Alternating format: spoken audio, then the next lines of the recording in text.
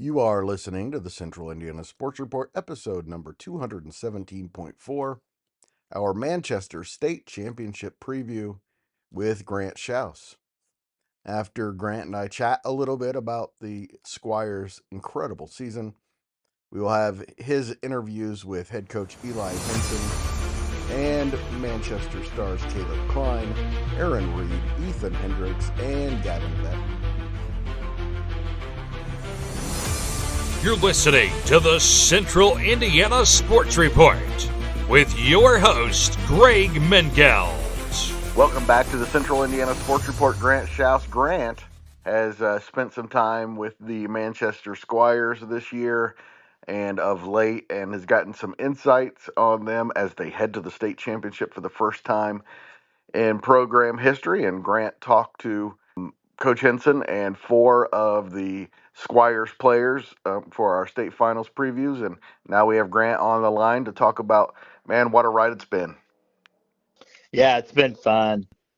What a year they've had. They've not a whole lot of downs. I mean, really only one down this year. Started off the year 1-1, but their first loss was to Homestead back on December 3rd. We know how good Homestead was this year. Well, let's talk about the season opener first, because in the preseason, I talked to Coach Renbarger from Oak Hill, and he said, I think Manchester might be the team to beat in all of Class 2A. And then they went out and beat Oak Hill by 40, and man, was he right. Yeah, I mean, this isn't all entirely shocking, I think, to everyone. No. I think that a lot of people thought they could do this. The question loomed over you. They're going to have to run into Wapahani at some point. And Wapahani's really good. Fort Wayne Lures is really good. But just kind of the luck of the draw. And I think Manchester's better than both of those teams. I think they're good enough. I think they're good enough to beat both those teams. But yes. Still, you kind of avoid having to play those teams, the two teams that probably could have beaten you, probably had the best, I think, chance to beat you throughout the entire north half of the state, excluding those teams in the south. But the way I look at it yet is of 9:53 p.m. on Thursday, March 27th, when we're recording this, they have not won the state championship. No. Yeah, I think they can. I think they will. But they've not won that part yet. They're just the semi-state champs at this point. Coach Renbarger's right in terms of they are capable. They were capable all year long. That's why we said this is not at all entirely shocking. But that season opener, I mean, wow. Like, Gavin Betten absolutely dominated in that season opener. He had I think he had almost 40. And I'm sure when Eli listens to this, he'll text me and tell me how many he actually had. But he had close to 40. He's been an animal all year. And a great kid as well. Just a kid that you can root for, you know what I mean? And then Ethan Hendrix, who's a 1,000-point scorer as well for them, 18 points a game. What a year he's had. One of the hiccups that they had there down the stretch is that they could be 26-1 right now. They lost to McConaughey at McConaughey, 75-70. And it was a tight game. It was a really good game. And overtime. Overtime. Josiah Ball for them fouled out of for McConaughey, fouled out of the game. And we know how good Ball is. I mean, that dude literally lives up to his last name. The kid can ball. He fouled out with, I think, just about 2 minutes to go in regulation. McConaughey still won. They found ways to win. McConaughey found ways to win. Manchester's found ways to win in this tournament. The last regular season game of the year was a game that they played awful. I mean, they played really bad. They had a 2-point lead going into the fourth quarter against Mississinawa and ended up winning by 15. They just kind of pulled away. But they have a chance to do something special and make history on Saturday. I think it's going to be a good day. And they got some momentum back in the sectional, easily winning both of those games against a couple of rivals. Tipton handled pretty easily, but man, what a day it was on Saturday. in the semi-state. Yeah, I mean, if you listen to our recap the other day, I mean, we went into really good detail. If you haven't listened to that, go listen to it. I mean, I thought we did a good job breaking it down. It was two of the best games I've ever seen. I've been real biased over the years in saying the best high school basketball game I've ever watched was Oak Hill versus Westview in the semi-state in 2018.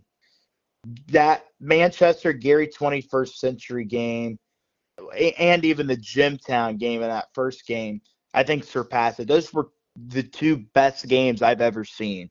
And what a coincidence they happened both all in the same day.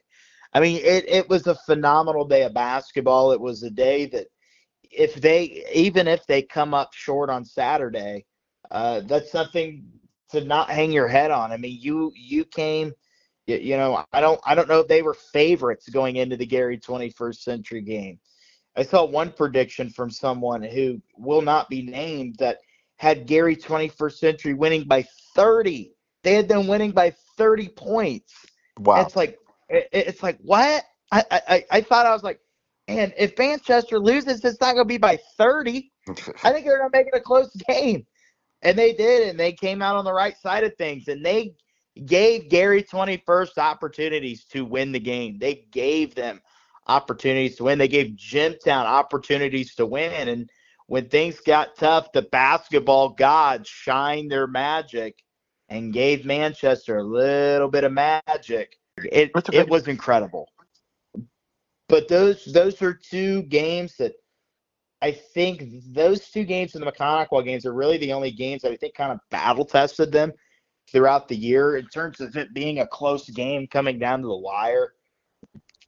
And if that's the case, I really like their chances. I really like their chances on Saturday, and just hopefully they can, have a little more magic. Just have one more day at magic, and you're cutting down the nets, and you're coming home with a blue ribbon around your neck before you head down to Florida for spring break. We mentioned that you interviewed Coach Henson earlier this week, as well as 4 of the top players. Talk about the job Coach Henson's done as we introduce him. Yeah, I mean, certainly proud of that guy. I mean, this guy is for the Manchester people that have listened who don't know the connection, and this will make sense when I say it, is that this is a guy that my dad has known since Coach Henson was a little kid. My dad coached with his dad, Dave, who's on the staff with him now, clear back 30 years ago when they won a sectional at Whitco. He's been really good friends with them and their family, and coming up in basketball, I got to know them real well, and that's been real fun for me to see them have success, because the success they've had and where they've been, I don't want to say I know firsthand, like I played on the team or did something with Oak Hill in 2018, but I saw it and I was there. I was in practice. I was at games. I was within it. I wouldn't say I was a part, but I was involved. Right. And so to see them have that same success, it makes you feel happy for those kind of people. You want to see those people succeed, and he's done a phenomenal job all year. He took the job in 2020 during the spring of 2020. So prime quarantine COVID era, he took the job. And when the job came open, I remember saying to my dad, Eli should go after that job. And he goes, man, I talked to him about it. He's not sure. He's skeptical. And he ended up going after the job, and he got the job. And he's kind of, I wouldn't say I had to build the program from the ground up. The program was left in solid hands, but the class that they had coming in that are seniors now were 7th or 8th graders then. He knew they were going to be in really good hands, and they were going to have a good class, and that's why he wanted to take the job, was because of the class of 2025 in 2020. So he's been dealt a really good hand. He came from Whitco, just up the road, in the same conference, had a really good team in 2017. Before that, he was at North White High School for a few years, won a sectional at North White. You'll hear him talk about the connection with North White and Whitco in our interview with him. And it's been real fun seeing him and his dad, Dave, and the other assistant, Jason Dorman, have success. And just hopefully they can join the club of state champion coaches and cut down nets on Saturday. And, really looking forward to it. But you're right. He's done a great job all year with these kids, and especially instilling the mindset in them that they can do this, and they are, they're there for a reason, and they're there to win. Back here on the Central Indiana Sports Report, joined by Manchester coach Eli Henson, and 2 heart-stopping wins on Saturday in the semi-state. Ethan Hendrix first. Let's start with that first game against Jimtown. Knocks down that big shot to basically win the game for you guys. Mm-hmm.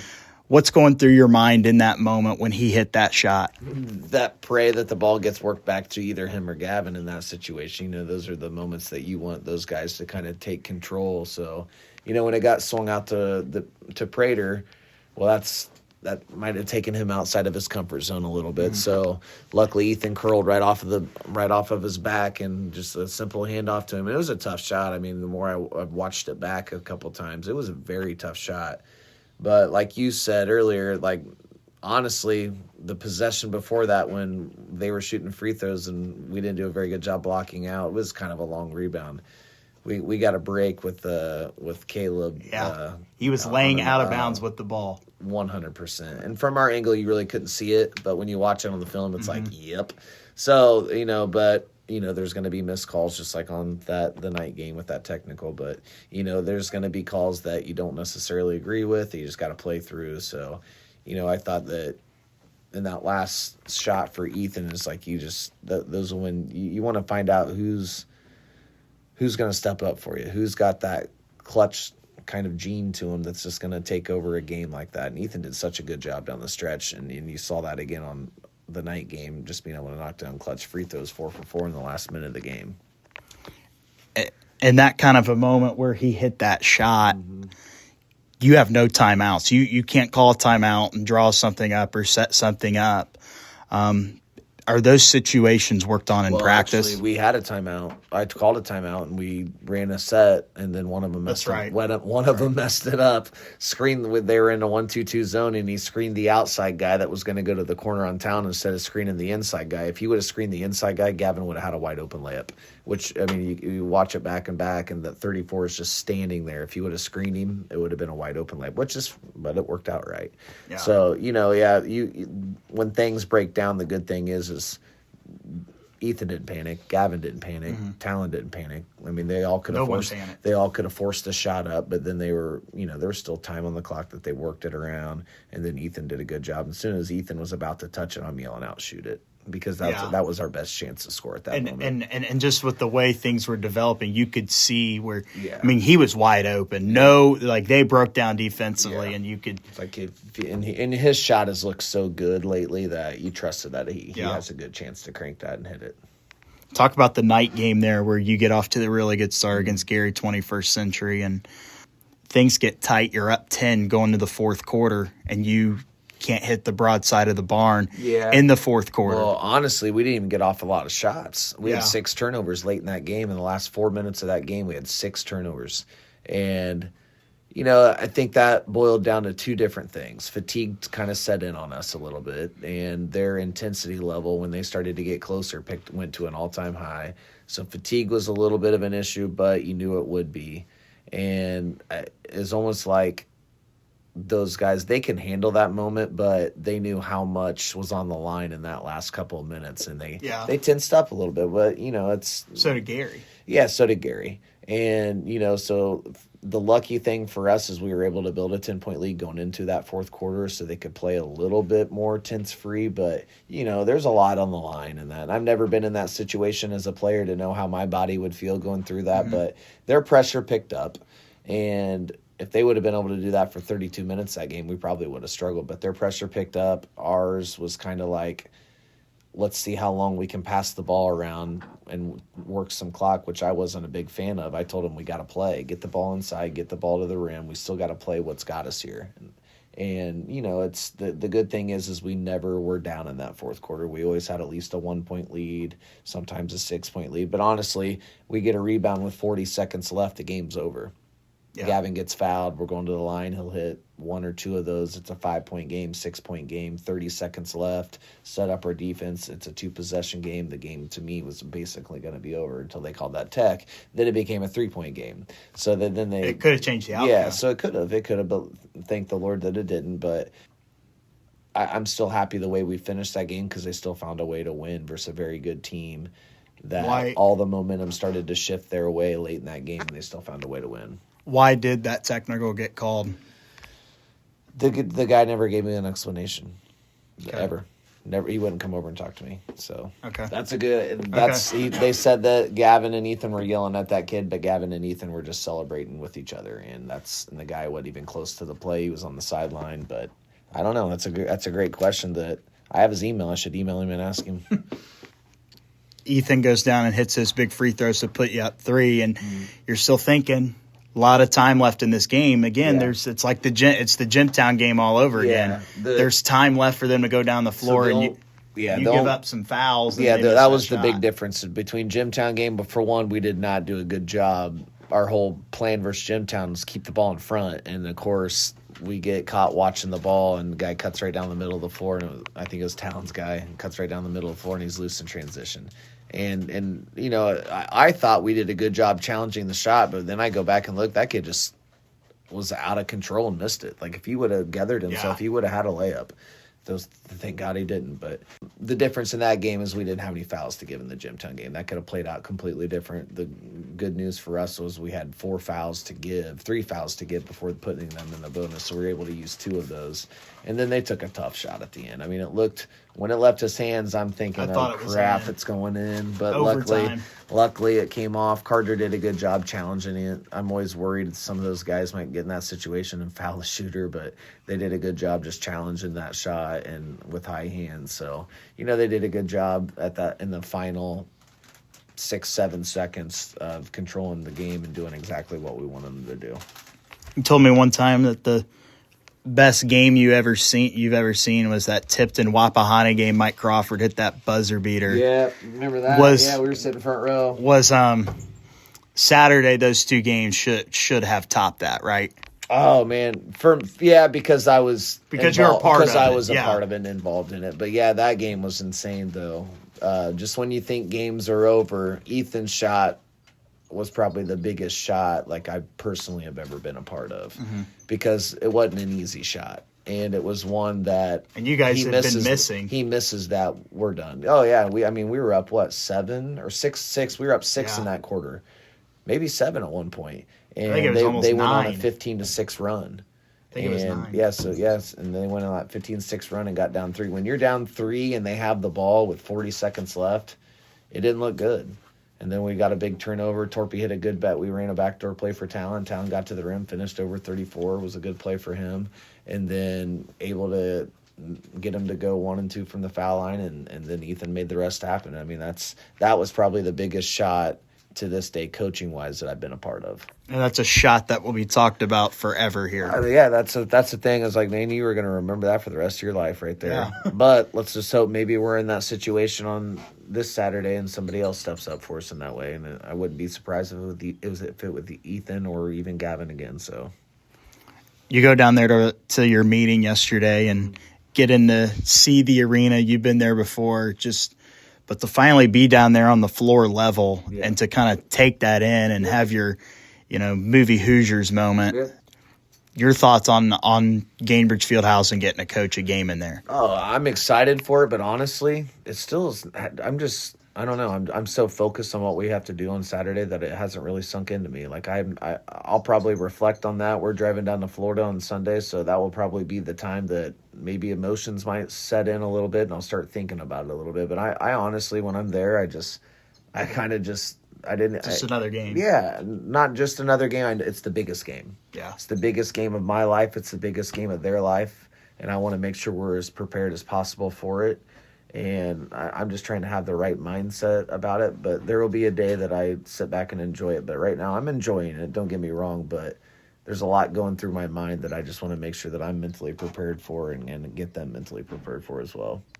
Who have been some of the people, other coaches, former players that have reached out to you and support this week? Just a lot of my former North White players came to the game in Michigan City. There was 4 of them that came, some former coaches, but everybody's reached out. All my former Whitco players, all my former North White players, almost every single player that played meaningful minutes for me at those schools would reach out and text, and all my former administrators and stuff. It's been sweet. I mean, it's, you get it. I get on the bus, I take it off airplane mode, I look at my phone, all of a sudden there's 70 messages. So that's how I spent my trip on the way home, was just trying to go through the messages and get back with people. So that's why you didn't get back with me at about 12:30. Yeah, so we did, and we got back at 1, and we're going through town at 1 a.m. Fire trucks are going, so it's waking people up. Oh yeah, for good reason. Yeah, for a good reason. There's probably still a lot of pissed off people, but whatever. Next up, Grant, is Kaleb Kline. Boy, he made some big plays on Saturday, didn't he? Yeah. Shout out to Kaleb Kline. This is a kid that got hurt during the football season and missed the entire football season with a knee injury. I think we talked about it on here a little bit. And still wanted to play basketball and has been playing with a brace all year. It's no secret. You can see it. He's a really good kid, respectful kid, knocked down some big shots in those games. And, he's a kid that's going to have a really good game on Saturday for them to win, and I think he will. Kaleb Kline joins us now here on the Central Indiana Sports Report. And you had an injury earlier in the football season and be able to come out for basketball this year. What's it been like to play through an injury?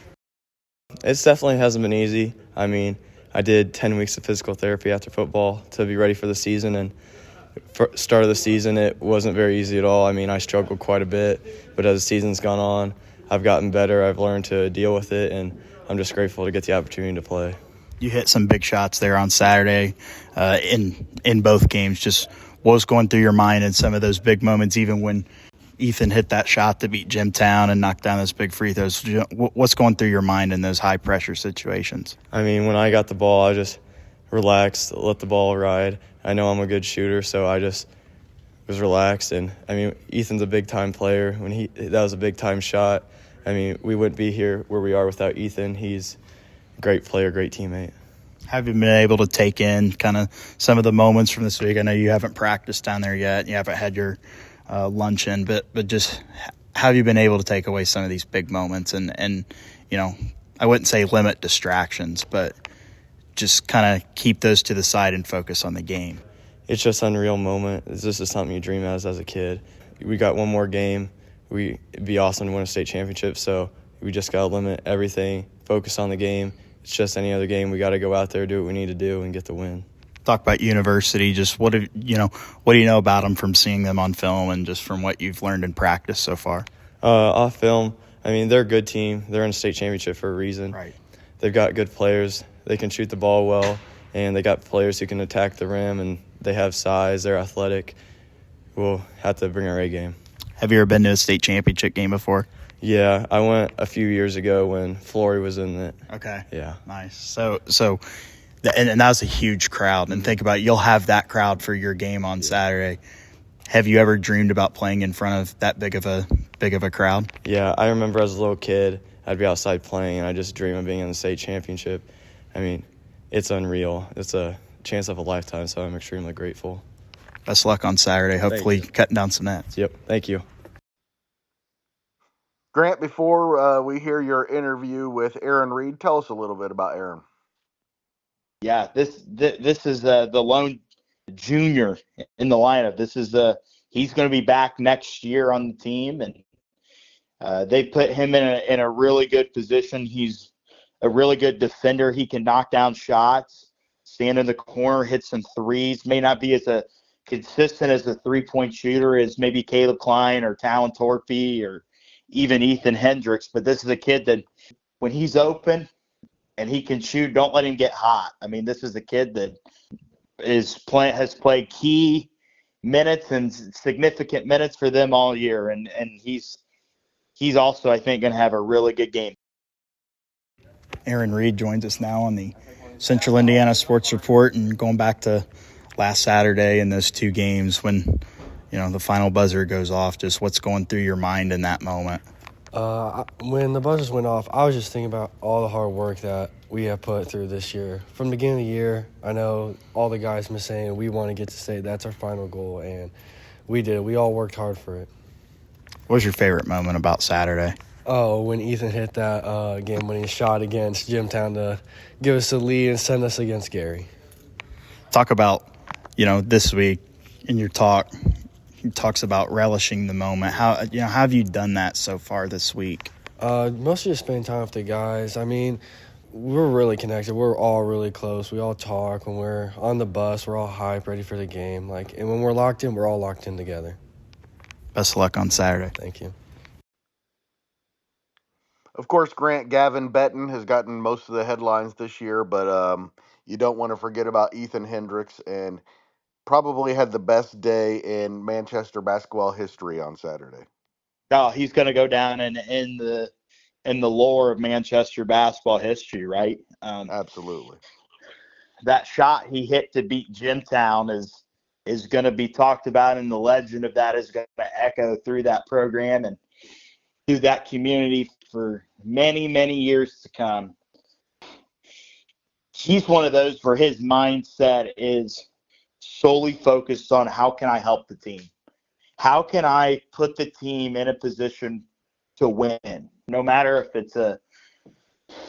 it's against an 0-22 Wabash team or against University trying to win a state championship, he's going to be there ready to make a play. He's the facilitator of the offense. He gets them into their offense. He is the straw that stirs the drink for that Manchester team. Ethan Hendrix with us now, and going back to last Saturday in that Jimtown game, you hit the shot that was the game winner. Just as the play was developing, what was going through your mind? Obviously, you're looking for a good shot there, but when the ball went in, just what are you thinking in the next 6 seconds? You got to get a stop. When the ball went in, I was celebrating at first because I heard the whistle right away, so I knew they called a timeout. So I was celebrating, but then I realized I got to get back to the bench. So we gotta come up with a way to get a stop, and we did just that. We made sure we didn't foul, and Talon did a really good job at not fouling, and we ended up sealing it. What's been your thoughts on your team's defense here throughout the season? I thought our defense throughout the season has been really, really good. It's had its ups and downs, but for the most part, I feel like our defensive intensity has been there, and rotating and helping each other out has been a huge factor of why our defense is so well. In that Gary 21st Century game, when the final horn goes off, Talon Torpy throws the ball in the air, and you guys start celebrating. What's going through your mind in that moment? Oh, so much. I mean, we just made school history, even just by getting the win from Jimtown, but being able to get the second semi-state championship in school history, it was amazing. A lot went through my mind. We made history. We made the first basketball semi-state championship, but so much was going through my mind, and just love making history, and a lot of emotions. You hit those big free throws there down the stretch against Jimtown. How do you keep your composure in a big moment like that? Henson's always had confidence in me late in the games and telling me to keep the ball in my hands, so when I get fouled to go knock them down. But coaches say free throws are free no matter how big the situation is, so it was a pretty big free throws, but I was going up there with the mindset of, it's just another free throw I've shot, not trying to make it much more than what it actually is, and taking deep breaths, just trying to clear my mind. Finally, your thoughts on just the venue you're going to see down there. You got to go down there yesterday. Just what are some of the, things that you noticed that, that you're looking forward to playing in down there? I mean, it's a big arena, that's for sure. It's a lot of cool stuff. It's going to be a really good experience for all of us, and I'm happy we get to go down Thursday and we get to practice on it so we can soak it all in before we actually go play on it. So we can soak it all in and, take in all the little things that, we're actually going to be able to play on the Pacers court and before Saturday. So when we step on the court, it's game time, and then so we can go get a state championship. Best of luck. Good luck on Saturday. Thank you. And, of course, Grant, we finish the podcast with the star senior of the team, Gavin Betten, who is an Indiana All-Star level competitor, and will be continuing his career at Grace. Talk a little bit about Gavin as you introduce him and his interview. Yeah, not only will Gavin be playing there, but so will Ethan Hendrix as well. They're both going to Grace. But still with Gavin, he's an all-star candidate. And I firmly believe he should be an Indiana all-star. The kid has dominated in the post all year. He can step out and shoot a mid-range jumper. He can every once in a while knock down a three-point shot or two. This kid is I mean he's just special. And he's going to have, I think he's going to have a really good game on Saturday for them to come out and win that. And it's going to be fun watching him. It's been fun watching that senior class here these last 4 years get better and develop, and Gavin Betten certainly has headlined that. And he is he's everything that a good Indiana high school basketball player is. Gavin Betten of the Manchester Squires joining us here on the Central Indiana Sports Report. And what a season it's been getting to this moment, going back to last Saturday. That final buzzer goes off against Gary, 21st Century. What's going through your mind? It was electric. I about cried. I hugged Ethan because, I mean, if it wasn't for Ethan, we wouldn't have been in that second game. He hit that big shot against Jimtown late, and I was so excited. I mean, being on the biggest stage in high school basketball it's pretty cool. What's been your favorite part about this season? Oh my gosh, a lot of it. I mean, winning, obviously. Everybody loves winning. The best part about it is just how much fun we've had throughout this ride. I mean, everybody's so close, and it's been a lot of fun. You've gotten a chance to go down there and see the arena you're going to be playing in on Saturday. You got to go down there yesterday. Just what's your thoughts on the venue there? I mean, you're playing on the biggest stage you can. It's got to be something you've always dreamed of. Oh yeah, definitely. It's been something I wanted to do since I was a little kid, but I didn't really think we were ever going to be here, but here we are. And I went down and saw the gym. I've played on the court before when I played AAU when I was little, so it's going to be cool playing back there again, and I think everybody's going to enjoy it.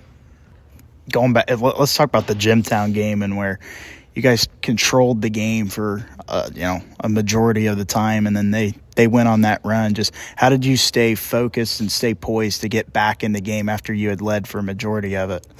I was just trying to do my best to be a leader out there and make sure all the guys still had their heads on straight, that we still had a chance to win that game, and which we did with Ethan's big shot. And I mean, Henson was harping on us during timeouts that everything was going to be all right. We had plenty of time left, and Jimtown's a great team. They're very well coached, and I thought we competed very well.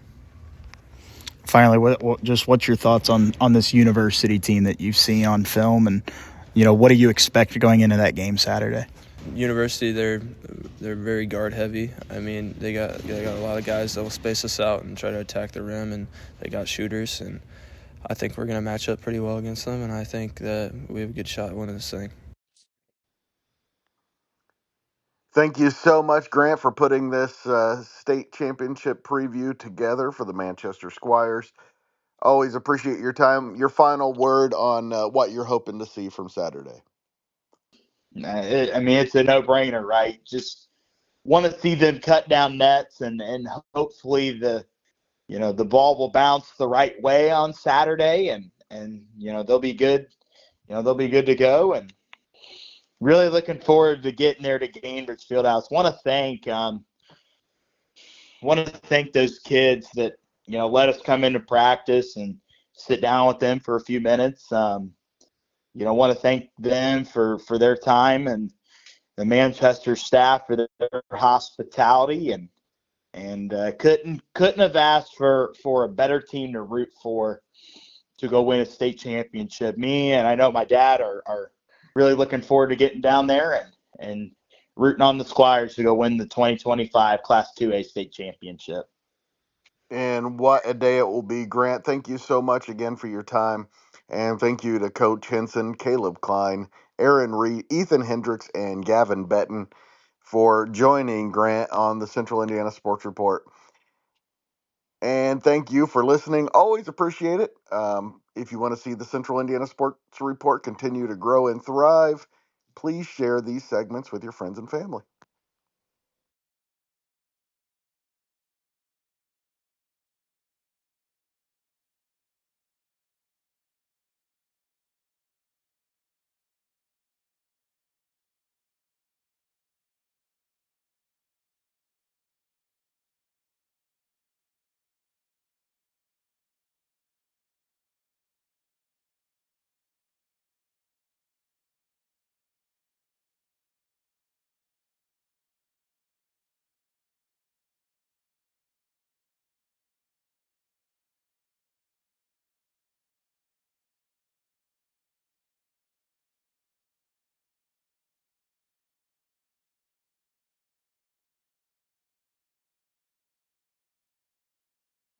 Good luck once again to the Manchester Squires.